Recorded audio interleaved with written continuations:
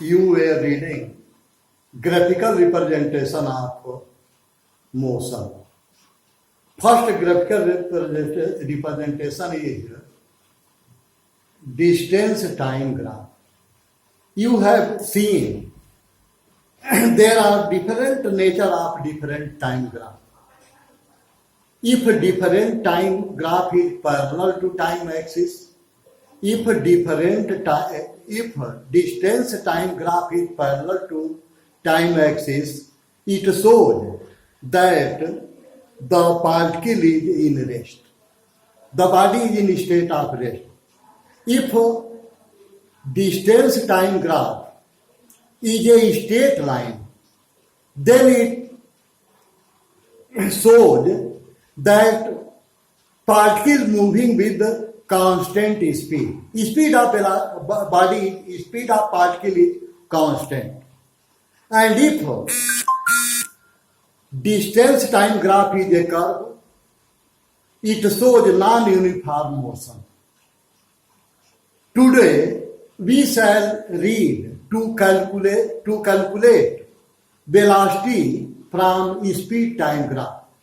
Calculation of velocity by speed time graph. अब इसके लिए देखो, सपोज करो कि this is distance time graph.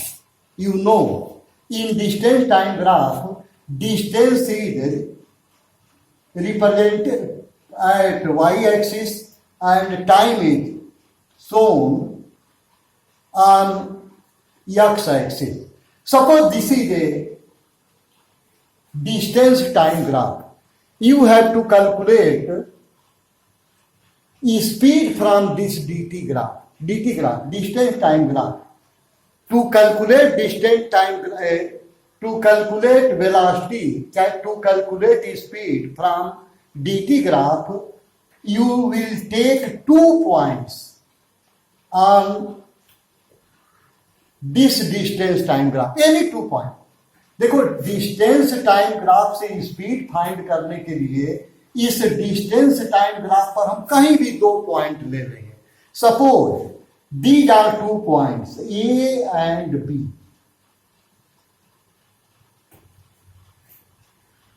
अब इनके अकॉर्डिंग हम टाइम और डिस्टेंस मेजर करेंगे. देखेंगे, यह देखेंगे कि पॉइंट ए और बी के अकॉर्डिंग टाइम क्या है, फिर डिस्टेंस क्या है. और टाइम देखने के लिए ए से एक परपेंडिकुलर ड्रा करेंगे इस पर एक्स एक्सिस पर. अब बी से भी एक परपेंडिकुलर ड्रा करेंगे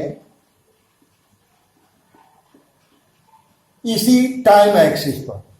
यानी draw 2 perpendiculars from A and B on x-axis, and again from draw 2 other perpendiculars from A and B on y-axis also. मतलब देखो, अगर dt ग्राफ से हमें स्पीड फाइंड करना है, dt ग्राफ से स्पीड फाइंड करना है, तो हम इस डिस्टेंस टाइम ग्राफ पर 2 पॉइंट ले लेते हैं. 2 पॉइंट, कोई भी 2 पॉइंट कहीं भी. अगर एक सेगमेंट है, लाइन सेगमेंट, एक लाइन सेगमेंट है, तो उस पर कहीं भी 2 पॉइंट ले लो. सपोज करो यहां हमने ए और बी 2 पॉइंट लिया, और फिर ए और बी दोनों से टाइम एक्सिस पर परपेंडिकुलर ड्रा किया, और फिर इन्हीं से ए और बी से वाई एक्सिस पर परपेंडिकुलर ड्रा किया. सपोज करो ए का जो परपेंडिकुलर है वह T1 पर, और बी का जो परपेंडिकुलर है वाई एक्सिस पर, एक्स एक्सिस पर वह T2 पर मीट करता है.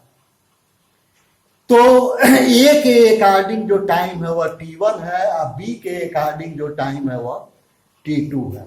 और इसी तरह से हम ए से इस पर जो परपेंडिकुलर ड्रा करेंगे वाई एक्सिस पर, सपोज करो यह S1 है. अब बी से जो परपेंडिकुलर ड्रा करेंगे, सपोज करो यह S2 है.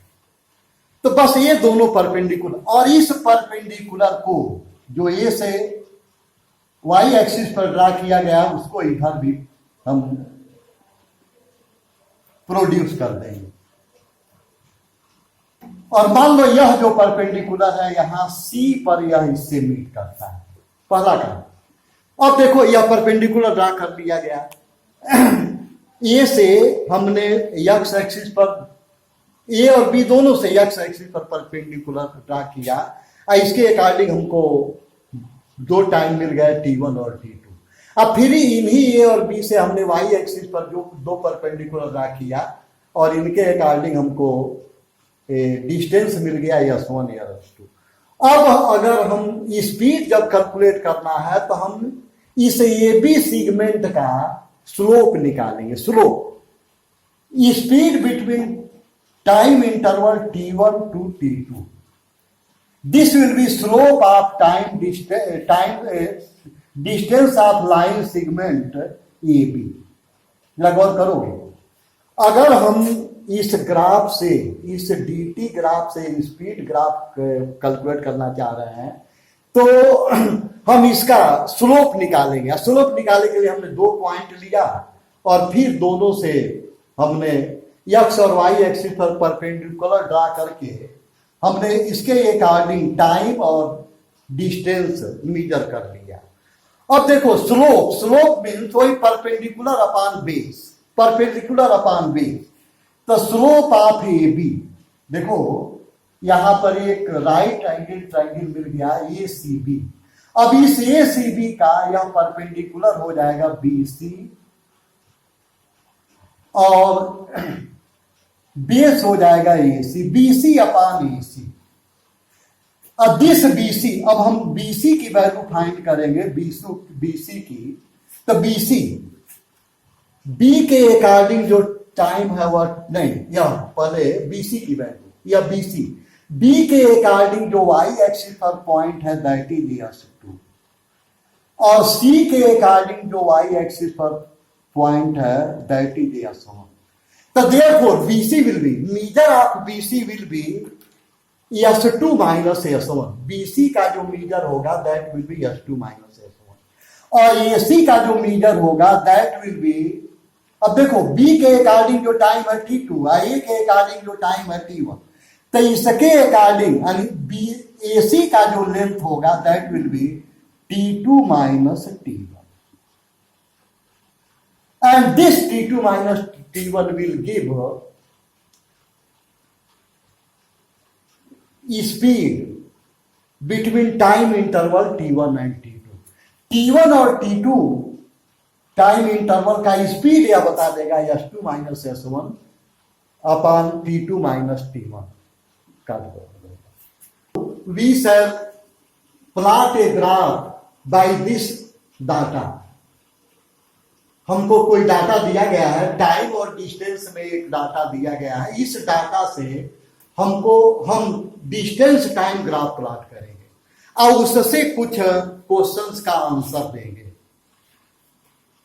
अब इससे देखो, इससे पहले तो हम एक्स एक्सिस और वाई एक्सिस पर एक स्केल ले लेंगे। स्केल जैसे स्केल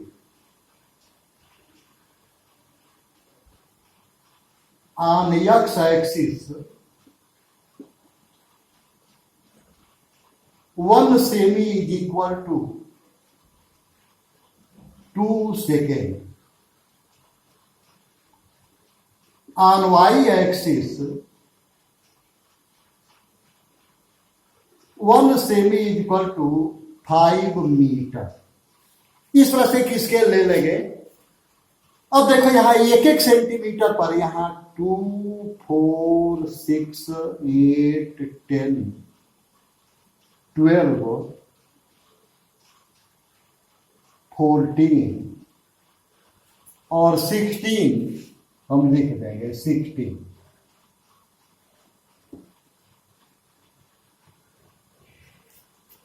और फिर इस पर 1-1 सेंटीमीटर पर 5 बढ़ते चलेंगे। 5, 10, 15, 20, 25।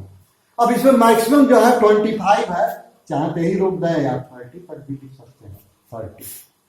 अब देखो एक एक टाइम के करस्पॉन्डिंग हम वाई एक्सिस पर डिस्टेंस प्लॉट करेंगे।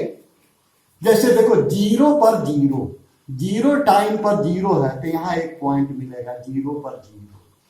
फिर 2 पर 5, 2 पर 5, 2 के ऊपर 5 के सीध में, 2 के ऊपर 5 के सीध में यहाँ एक पॉइंट मिल गया।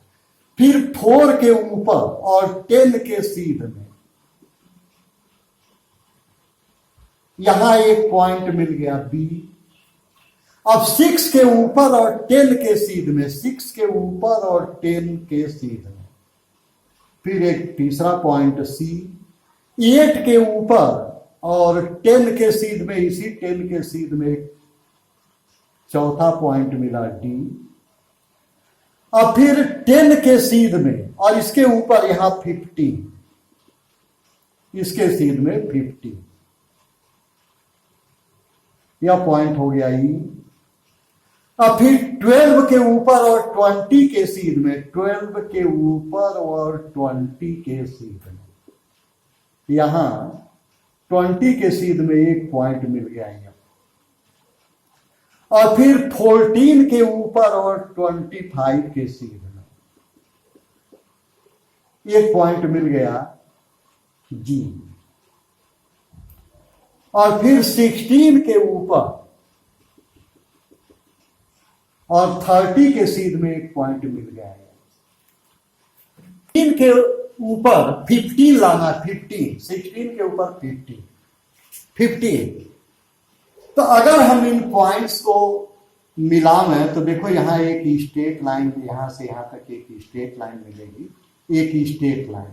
अब फिर यह एक दूसरी स्ट्रेट लाइन, अब फिर यह एक तीसरी स्ट्रेट लाइन, अब फिर यहां एक चौथी। देखो 4 सेगमेंट्स में यह पूरा डिवाइडेड है, 4 सेगमेंट, 1 2 3 4। तुम देखो यहां अगर कोई पूछा है कि what does segment BD show, या सेगमेंट बीडी क्या शो कर रहा है, तो तुम पाओगे कि since BD is parallel to X axis, BD जो है एक्स एक्सिस मतलब टाइम एक्सिस के पैरेलल है, बीडी टाइम एक्सिस के पैरेलल है, टाइम एक्सिस के। तो इसका मतलब है कि यह इस समय बीडी मीन्स 4 सेकंड से लेकर 8 सेकंड तक पार्टिकल रेस्ट में है। और बाकी यहां देखो इसमें OA यह अपवर्ड मूव कर रहा है, DG भी अपवर्ड मूव कर रहा है। तो यहां 0 से 4 सेकंड तक बॉडी जो है या पार्टिकल वह रेफरेंस पॉइंट से दूर जा रहा है। अब फिर 8 से लेके 14 सेकंड तक भी यह रेफरेंस पॉइंट से दूर जा रहा है। लेकिन देखो अब ग्राफ अगर डाउनवर्ड मूव कर रहा है तो इसका मतलब 14 से लेके 16 तक यह रेफरेंस पॉइंट की ओर आ रहा है। अब हम इससे अगर यह कैलकुलेट करें कि what will be speed between 8 second to 14 second, between 8 second to 14 second, अगर 8 सेकेंड से लेकर 14 सेकेंड के बीच का हम अगर निकालना चाहें तो यहां देखो 8 सेकेंड और 8 सेकेंड के करस्पॉन्डिंग जो पॉइंट है वह डी है, अब 14 सेकेंड के करस्पॉन्डिंग जो पॉइंट है वह जी है। तो slope of line segment D. यहां देखो अगर 8 से 14 सेकंड का हम ग्राफ देखें तो यह ग्राफ डीजी है। तो इस डी से एक हम परपेंडिकुलर यहां ड्रा करें, जी से एक परपेंडिकुलर इधर ड्रा करें और फिर डी से एक परपेंडिकुलर इधर ड्रा करें वाई एक्सिस पर, और जी से भी एक परपेंडिकुलर ड्रा करें इधर वाई एक्सिस पर। और इस परपेंडिकुलर को जो डी से वाई एक्सिस पर ड्रा किया गया उसको इधर प्रोसीड करता है।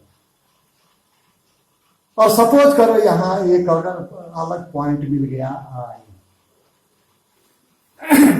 तो अगर इस डीजी सेगमेंट का हम स्लोप निकालना चाहें तो स्लोप अभी बताया गया है that is perpendicular upon base, perpendicular upon base. तो perpendicular D I G I perpendicular हो जाएगा जी आई अपॉन यह D I, G I upon D I. तो G I what is value of G, देखो G के corresponding point Y axis पर 25 है और आई के करस्पॉन्डिंग 10 है, तो this will be equal to 25 minus 10। और फिर डी आई के करस्पॉन्डिंग पॉइंट जो है वो टाइम जो है 14 है, और डी के करस्पॉन्डिंग जो है 8 है। तो this will B 25 minus 10 upon 14 minus 8, और दिस विल बी 15 अपॉन 6।